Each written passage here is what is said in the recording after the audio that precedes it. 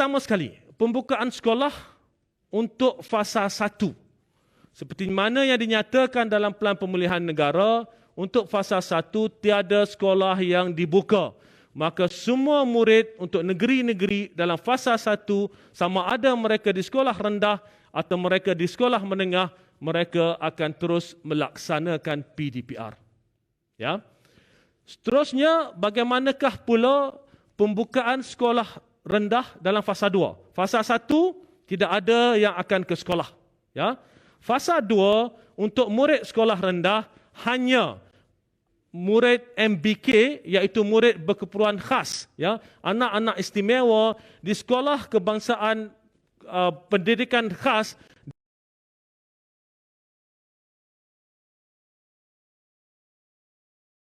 integrasi yang akan hadir ke sekolah tanpa penggiliran. Saudara-saudari, dalam sesi libat urus kami bersama anak-anak istimewa ini dan juga bersama dengan ibu bapa mereka, ramai yang memohon agar mereka dapat kembali ke sekolah. Dan perkara ini kita telah bincangkan dengan pihak Kementerian Kesihatan Malaysia dan juga Majlis Keselamatan Negara, dan kita bersetuju untuk membenarkan murid ini kembali ke sekolah dan mulai dari fasa 2.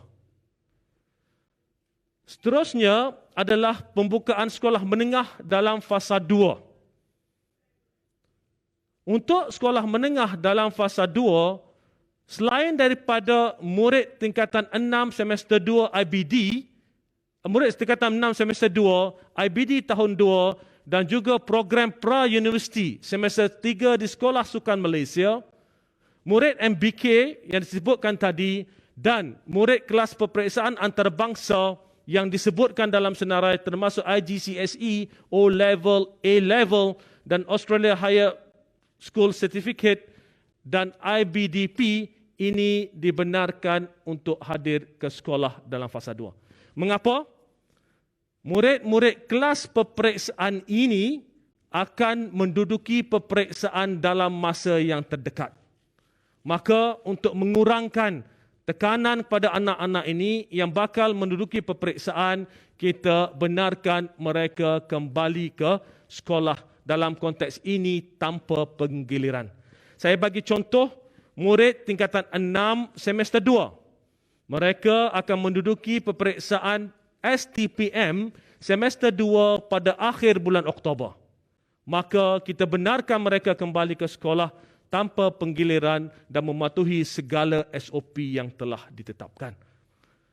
Seterusnya adalah berkaitan dengan pembukaan sekolah rendah di fasa 3.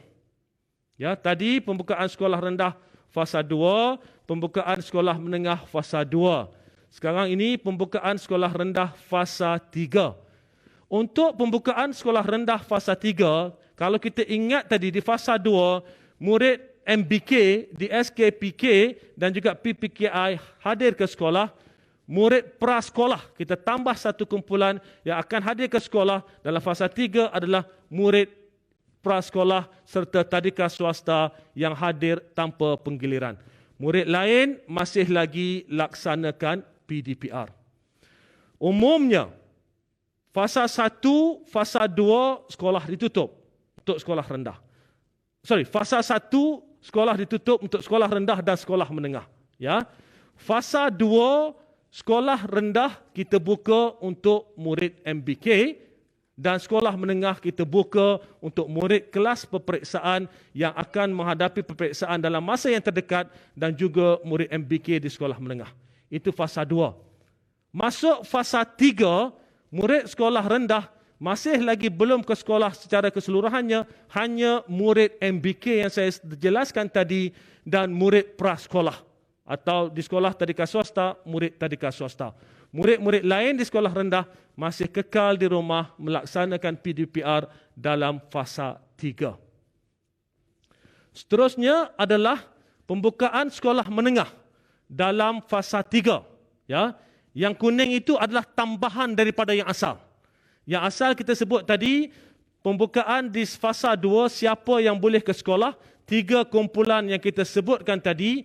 Dan selain daripada itu, murid kelas peperiksaan antarabangsa yang lain. Yang ini kita nyatakan, boleh lihat dalam senarai itu, hadir secara penggiliran, murid pra-universiti Sekolah Sukan Malaysia dan murid kelas peperiksaan awam di sekolah asrama sepenuhnya hadir tanpa penggiliran, dan murid kelas peperiksaan awam di sekolah harian atau swasta hadir dengan penggiliran.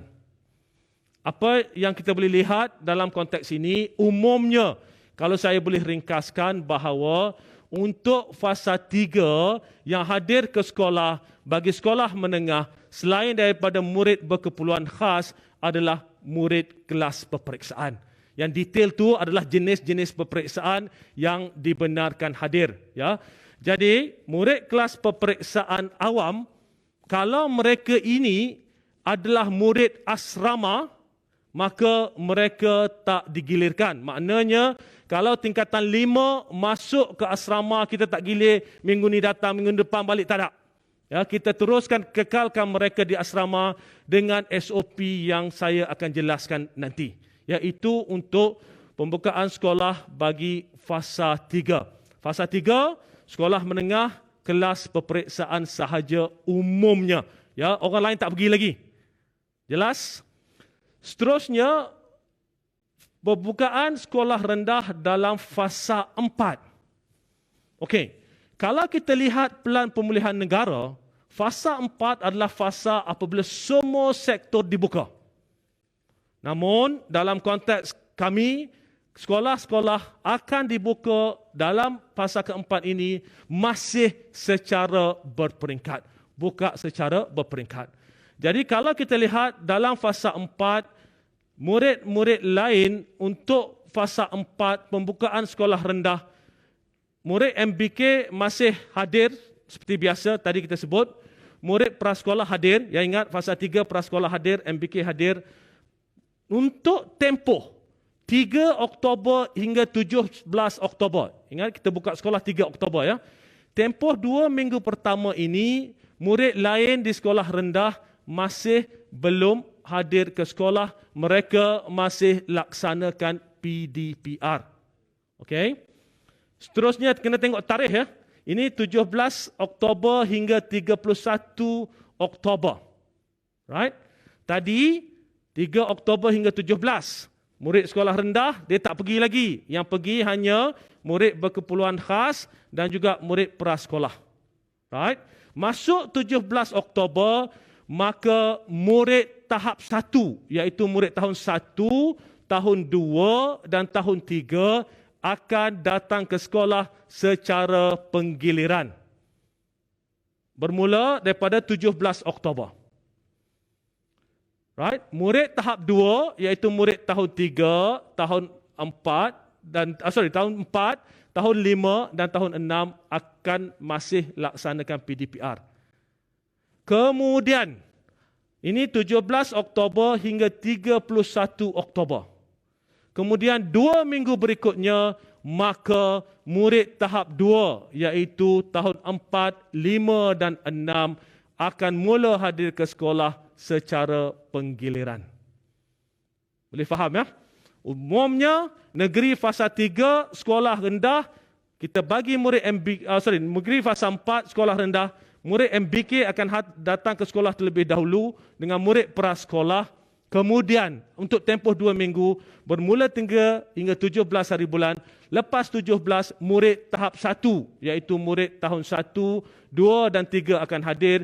Daripada 17 hingga 31. Kemudian daripada 31 murid tahap 2 iaitu tahun 4, 5 dan 6 akan hadir ke sekolah. Umumnya bermula 31 Oktober semua murid sekolah rendah di negeri fasa 4 akan hadir ke sekolah namun dengan penggiliran. Ya. So ini seperti mana saya sebut tadi merupakan satu proses langkah demi langkah untuk memastikan proses pembukaan sekolah ini berjalan dengan baik, berjalan dengan lancar dan keselamatan anak-anak kita sentiasa diberi keutamaan. Jadi, untuk murid sekolah rendah, kalau kita boleh ringkaskan, buat rumusan apakah konteks kehadiran murid sekolah rendah di negeri fasa keempat, inilah kaedahnya. Pertama sekali saya sebut tadi, 2 minggu pertama daripada 3 Oktober hingga 17, murid berkeperluan khas dan juga murid sekolah prasekolah, murid lain PDPR. Daripada selepas itu 17 Oktober untuk tempoh 2 minggu, murid tahap 1 kita masukkan, iaitu tahun 1, 2 dan 3. Selepas itu, bermula daripada 31 Oktober ke hadapan, kita akan masukkan murid tahap 2, maka sekolah akan berjalan di mana semua murid secara umumnya hadir tetapi melalui kaedah penggiliran. Saya harap ini jelas untuk saudara-saudari fahami. Kemudian, ceritanya untuk sekolah menengah. Ini kalau nak lihat amat terperinci, ya. Sekolah menengah tadi fasa keempat, kita jelaskan siapa yang hadir untuk fasa ketiga tadi. Yang dah hadir fasa ketiga ni, dia hadirlah dalam fasa keempat. Ya? Dan dalam fasa keempat ini akan ada pertambahan seperti mana kita buat di dalam konteks sekolah rendah tadi. Oleh yang demikian, jika kita lihat, ya, pertama sekali jika kita lihat, 3 Oktober hingga 17 Oktober, dalam konteks ini kehadirannya adalah sama seperti kehadiran dalam fasa 3. Right? Maknanya, kalau negeri itu berada pada fasa 3 ke, dia berada pada fasa 4 ke, kehadirannya adalah sama untuk tempoh 2 minggu ini sebelum kita bawa masuk murid-murid lain ke sekolah.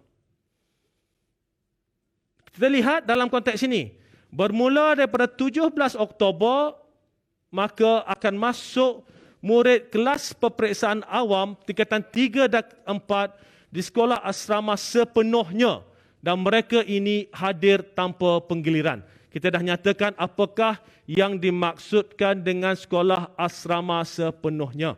Ya, jadi fasa 3 umumnya kelas peperiksaan saja masuk.